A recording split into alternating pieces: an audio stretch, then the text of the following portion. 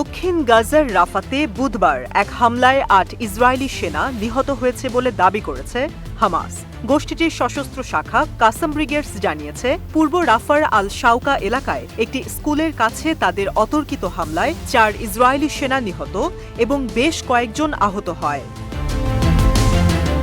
একই এলাকায় হামাস যোদ্ধারা ৩ জন ইসরায়েলি সেনাকে গুলি করে হত্যা করেছে বলেও জানায় গোষ্ঠীটি। এছাড়া হামাস যোদ্ধাদের কাছ থেকে পালানোর সময় নিজ সহকর্মীদের হাতে আরেক ইসরায়েলি সেনা নিহত হয়।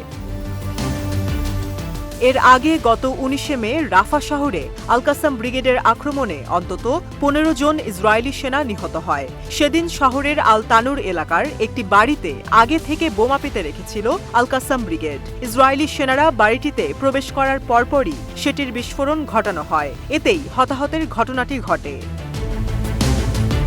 হামাস আরও দাবি করেছে, বুধবার তাদের যোদ্ধারা রাফাতে অ্যান্টি ট্যাঙ্ক শেল দিয়ে ৩টি ইসরায়েলি ট্যাঙ্ক এবং একটি সামরিক বুলডোজারে হামলা চালায়। এতে জায়নবাদী সেনাদের বেশ ক্ষয়ক্ষতি হয়েছে বলেও জানানো হয়। এদিকে ইসরায়েলের প্রতিরক্ষা বাহিনীর এক বিবৃতিতে জানানো হয়েছে, গাজার দক্ষিণাঞ্চলে সামরিক অভিযানের সময় ইসরায়েলি ৩ সেনা নিহত এবং আরও ৩ সেনা গুরুতর আহত হয়েছে। আইডিএফ তাদের প্রাথমিক তদন্তে জানিয়েছে, বুবি ট্র্যাপের মাধ্যমে রাফার ওই ভবনে বিস্ফোরণ ঘটানো হয়েছে। এতে ৩ সেনা নিহত হয়েছে।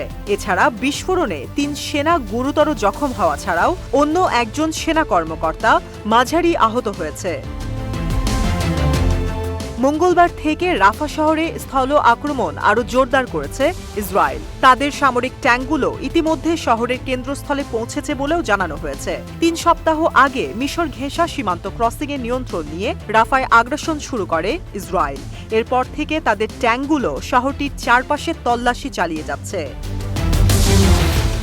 ৬ মে রাফাতে ইসরায়েলি সামরিক অভিযান শুরুর আগে সেখানে ১.৫ লাখেরও বেশি বাস্তুচ্যুত ফিলিস্তিনি আশ্রয় নিয়েছিল। গত ৭ অক্টোবরের পর ইসরায়েলি আগ্রাসনের কারণে তারা তাদের এলাকা ছেড়ে পালিয়ে গিয়েছিল। অন্যদিকে রাফাতে ইসরায়েলি বাহিনীর হামলার পর সেখান থেকে অন্তত ৮ লাখ ফিলিস্তিনি জীবন বাঁচাতে পালিয়ে গেছে।